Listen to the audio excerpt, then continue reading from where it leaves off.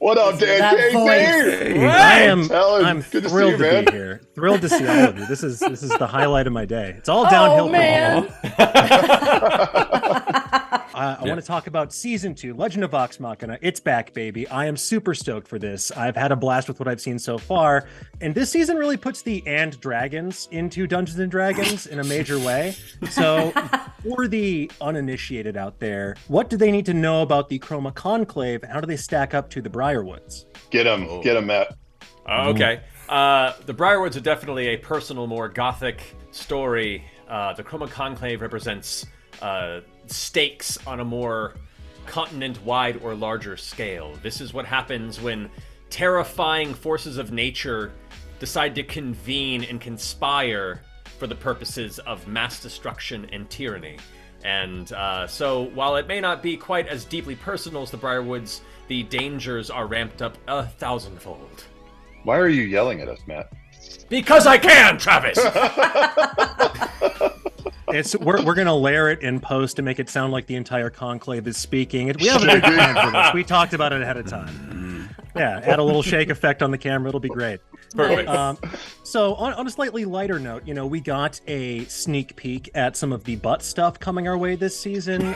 Butt stuff! Apart from Scanlan's sickness for thickness, what are you most excited about for season 2?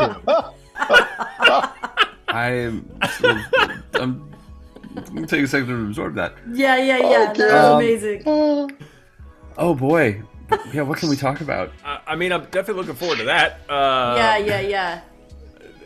Exploratory fantasy for some. I'm excited for a lot of the new music because there's that was kind of turned to 11 in this season of Scanlan writing some music and maybe some other people sing along as well. So it's a lot of stuff gets a little turned I'm up. excited for Grog backstory.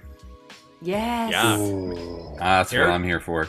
It's a character backstory in general. We start delving deeply into where all these characters came from and what kind of pulled them together, and get to kind of tug on the heartstrings and get a deeper understanding of why they are the way they are.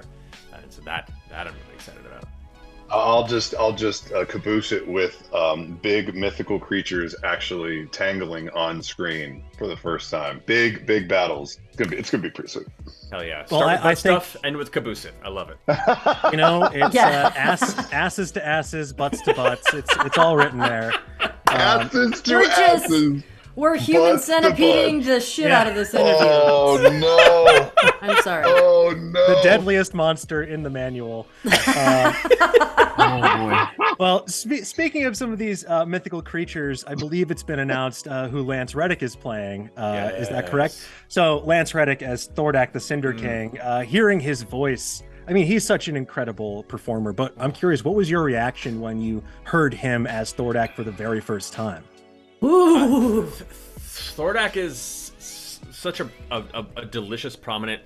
As a person who's loved dragons growing up, and this was my dragon. This was my opportunity to bring my Godzilla villain to a campaign finally. And so, and I've always been such a fan of Lance. His work since The Wire, everything he's done, every project he's been a part of. Whenever he shows up, I get excited because I'm just such a fangirl for him.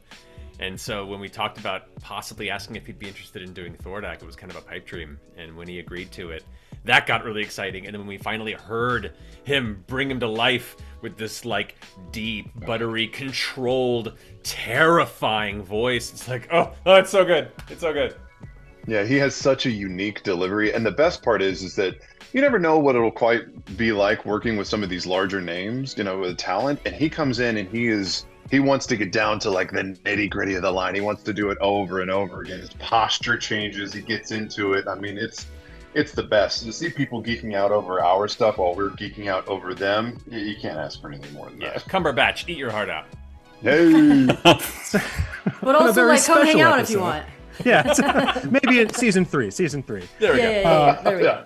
You know, obviously the scope of this season feels so much bigger. Matt, you were saying like how the Briarwoods is a much more personal story, but I'm curious from a team perspective, what was one of the biggest takeaways that you had after season 1 going into season 2? We got to spend a lot of time on Percy in season 1, and for most of that, the group was together, and we found that if we were going to try and tackle some of these locations outside of Tal'Dorei, that means that we're going to have to find ways to split up the group a little bit. And you know, one of the number one rules is don't split the party because bad things can happen. We kind of want bad things to happen, right? We want to create challenges and things for even our existing fans to be surprised by in the show. So as we tackle some of the individual character arcs that are coming up in season 2, we had to find ways to kind of isolate and move characters around within Vox Machina so we can see what those interpersonal relationships are like and where maybe even some stress and friction might start to grow. We were also very fortunate to get a season 3, so it's nice to seed things here with a longer runway into the next season and hopefully beyond. Yeah, I mean, that's going to be a huge relief knowing that you have that, like anything you plant now, you can pay off the next season. It's just nice to see that sort of investment on the studio side as well, because it's nice to see adult animation given a chance to really thrive and shine. Yeah. I think you folks have done a phenomenal job with that. I couldn't agree Thank you, more. man. Just given all the news out there, watching the trends in the industry, especially when it comes to adult animation, we're very grateful that we happen to find a partner that allows that to thrive. Shifting gears a little bit to stuff for the fans, you mentioned obviously stuff that's going to be surprising to the fans, and it's really cool to see all the Easter eggs that have been seeded through the series, especially, you know, like seeing Tusk Club and Sprinkle in season 1 and Gilmore's Shop. I'm pretty sure I spotted Garrison and Monica from Battle Chasers in the second episode. So I'm curious, do you folks have a favorite background detail from either season 1 or this season that you can share with people? Well spotted, sir. Yes, indeed. I had to rewind. I'm like, wait a minute. Why does he look so familiar? Oh, that's who he's Special arrangements. Okay. Special arrangements on the side were made for that. So well spotted, cool. my friend. I'm trying to. That's a tough thing to spot. I'm trying to think. Or even what was like a particularly running fun gag, for example, like the your number one nemesis, the humble door. That will ever continue. I think my favorite gag is when we literally see Matt as a character. Yeah. And it'll be a guard. It'll be some, and because it's like a nod to the game of Matt playing every NPC. I think it's hilarious. It's just this extra level of like a nod to the multiverse of audience. Mattness is vast. It's the acknowledgement that there is a deity among deities who is above the gods themselves and comes down to and manifests itself in the world as it sees fit. What's wild too is that's not any of us going, put Matt there. That's like the animation and character design teams sneaking them in the last minute being like, so you want to approve this? And we're like, oh, really? I love that some of the crew get snuck in on occasion. Yes. That's one of the things I really like. Yeah, that was definitely very cool to see in season 1. I'm hoping for like an OVA or like a side story of all of the different Matts in this universe kind of realizing they're part of this extended family. A waiting room of Matts in the afterlife going, but you. Critical Role presents like Orphan Black. Is that what we're? Yes. Is that what we're picking? Okay. Orphan Matt. I still want an episode where it's all Matt doing everything. That would just someone in a tavern recounting what happened and Matt doing all the voices for everyone. Yes. Yeah. Fantastic. Look, I think that's a great way if you need content between season 2 and 3. Fantastic little side story.